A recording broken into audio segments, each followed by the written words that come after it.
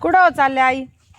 मी आज चालले शेवग्याच्या मस्तपैकी म्हणलं आपल्या गोठ्यापासलं झाड आहे ना त्याच्या शेवग्याच्या शेंगा काढते आणि आज अशी मस्त रेसिपी दाखवूया आपण. मग हे पण ते आपल्या शेवग्याच्या शेंगा आणायला चालल्या का तुम्ही? हे बघ आता काय शेंगा आहे बघ. बया अगदी किती भरपूर मोठे शेंगा आहे. शेंगा आल्या बघा तुम्ही. आणि हे बघ ह्या काय शेंगा दिसतात का? काय शेंगा आहे इकडं बघ. आता 7-8 शेंगा काढते. शेंगा काय उंच आहे, त्या काठीने पाडायला लागते. मग आज या शेवग्याची अगदी छान अशी रेसिपी करणार आहे मी.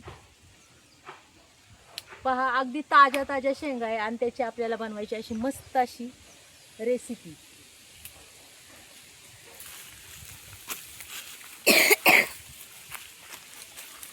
मग पाय शेंगा अगदी गावरान शेवगा आहे आणि मासाळू बी खूप आहे आणि एवढं छान कालवण लागतं. खूप छान चव बी त्याची खूप अप्रतिम, कारण की गावरान आहे म्हणून त्याची चव खूप अप्रतिम लागते. पहा मग हा आमचा शेवगा आहे बघा. असं ताजं ताजं आणायचं आणि ताजी भाजी करून खायची.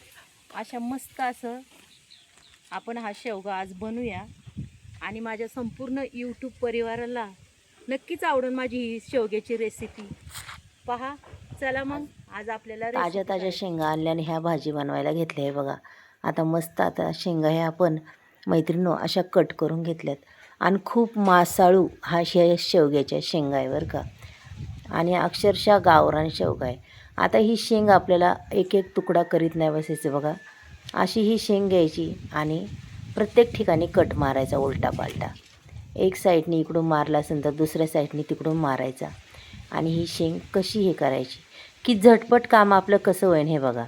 अशा मस्तपैकी एवढ्या शिरा त्या निवारणा एकदम कवळ्या शेंगा आहे, त्याच्यामुळे जास्त काही निघत नाही त्याचं. पाहू शकता तुम्ही मैत्रिणी. आणि खरंच एवढा मासाळू आहे हा गावरान शेवगा आहे. अगदी ताज्या शेंगा आणून अशी मस्त अशी शेवग्याची भाजी करणार आहे आणि ही भाजी एवढी भारी लागते खायला, खूपच चवदार. आणि खरं सांगू का मैत्रिणींनो, शेवग्यापासून अनेक फायदे आहेत. भरपूर त्याच्यात विटॅमिन असतात A, B, C, आणि अगदी आपल्या डोळ्यांना बी हा शेवगा खूप चांगला असतो.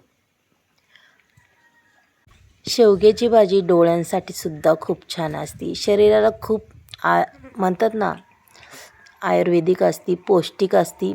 आणि खरंच आठवड्यातून 2 वेळा तरी तुम्ही शेवग्याची भाजी खात जा, खूप छान लागते.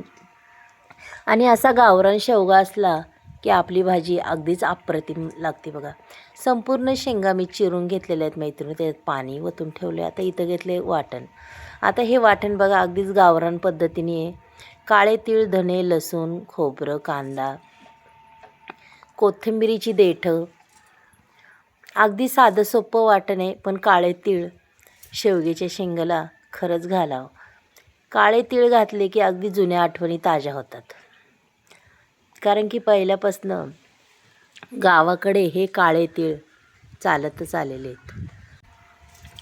हे बघा त्याच्यानंतर इथं मी एक बटाटा घेतला होता, पण बटाटा जास्तच मोठा होता त्याच्यामुळं अर्धाच घेतला आहे पहा. आणि शेंगा बी भरपूर आहे. आज आपल्याला मस्त अशी ग्रेव्हीदारच आपली भाजी झाली पाहिजे असंच बनवायची पहा. मग आता त्याच्यात जर बटाटा टाकला, एकच बटाटा घेतला आहे त्यातला अर्धाच घेतला आहे, पाहू शकता. साल काढून घेतली मैत्रिणी आणि बटाटा अगदी शेवग्यासारखाच कट करून टाकणार आहे बरं का, उभाच. आणि खरंच त्याच्यात एक बटाटा घातला किंवा अर्धा घाला, खरंच अप्रतिम चव लागते. भाजी अजूनही टेस्टी होते आपली. हे बघा अगदी त्याला सूट होतील अशाच मी फोडी बी केलेल्या आहेत. आणि खरंच सांगू का, भाजी उकळता उकळताच संपणार, कढई शिल्लकसुद्धा नाही राहणार, एवढी भारी भाजी होती ही.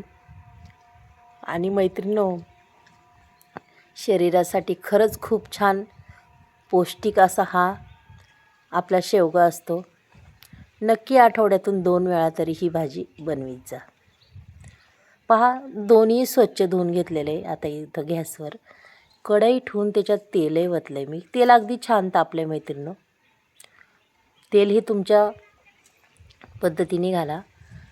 जिरी टाकून जिरी छान तडतडली आणि आपण टॅमॅटो बी त्याच्यात घालून घेतले बघा. पूर्ण एक टॅमॅटो आहे मी, तो सुद्धा घातला आहे. टॅमॅटो अजिबात आंबट नाही आहे, खूप छान टॅमॅटो आहे. हा गोड टॅमॅटो लागतो खायला आणि शेतातले अगदीच ताजे टॅमॅटो आहेत. आणि मस्त अशी कढीपत्तासुद्धा टाकला आहे बघा, मस्त कढीपत्ता तो सुद्धा तडतडला आहे मैत्रिणी. हे बघा थोडासा चटका, आपण म्हणतो ना चटका, हा कोथिंबिरीचा चटका थोडासा टाकायचा बरं का, कारण की चटक्याशिवाय तर चव तर लागणार नाही. त्याच्यामुळं हा कोथिंबिरीचा चटका आपल्याला टाकायच लागतो. हळद टाकलेली आहे थोडीशी, त्याच्यानंतर 1 चमचा धना पावडर बी टाकलेली. मी वाटून नाही घातलेली आहे तरी थोडीशी टाकलेली. इथं मस्त अशी बेडकी मिरची पावडर टाकली बघा 1 चमचा. रंग अगदी छान येतो आणि चव बी खूप छान लागते. त्याच्यानंतर आपल्याला मटण मसाला टाकायचा आहे. मटण मसाला हा खरंच तिखट नसतो, पण चव त्याची अप्रतिम असते. त्याच्यानंतर 1.5 चमचा मी इथं कांदा लसूण मसाला टाकला आहे. अगदी साधे सोपे मसाले, जास्त काही नाही त्याला, आणि खरंच भाजी एवढी अप्रतिम होती. आता हे आपण जे वाटून घेतले ते सुद्धा मी त्याच्यात टाकून घेतले पहा, कारण की त्याच्यात टाकलेत आपण काळे तीळ. काळ्या तिळाने भाजी खूप छान लागते. तुम्ही कधीतरी बटाट्याची नुसती भाजी करा आणि त्याला फक्त काळ्या तिळाचं वाटण टाका, पहा तुम्हाला नक्कीच तुमच्या जुन्या आठवणी आजींच्या विजींच्या आठवतील. काळ्या तिळातला बटाटा तो सुद्धा खूप अप्रतिम लागतो. पहिली काय एवढं नव्हतं, फक्त काळ्या तीळ वापरायची आणि ते भाज्या खरंच खूप चवदार लागायच्या. गावरान पद्धतीने गावाकडच्या आठवणी येतात. वाटण अगदी छान परतले पाहू शकता. त्याच्यानंतर हा बटाटा शेवगा त्याच्यात टाकून द्यायचा बरं का. अगदी कवळ्या शेंगा ह्या खूप छान. आणि तुमच्या आवडीने तुम्हाला कोणती डाळ आवडती ती तुम्ही घालू शकता. मसुराची घालू शकता किंवा हरभरा डाळ घालू शकता. मी मूग डाळ घातली. मूग डाळाने एक काय होतं, भाजीला आपल्या छान अशी ग्रेव्ही येते. आणि खरंच मैत्रिणो ही भाजी खूप छान लागते, चवेला बी खूप अप्रतिम लागते पहा. आपण त्याच्यात थोडीशी मुगाची डाळही टाकली ना, खूप छान लागते. आता इथं चवीपुरतं मीठही घालून घेतलं आहे पाहू शकता तुम्ही. चला एकदा मिक्स करूया. आणि आपल्याला भाजी ही किती बनवायची त्यानुसारच आपल्याला पाणी घालायचं आहे. इथं पूर्ण मिक्सरचं भांडं घेतलं होतं मी भरून, ते सुद्धा ओतलं आहे. त्याच्यानंतर अजूनही थोडं टाकणार आहे पाहू शकता तुम्ही.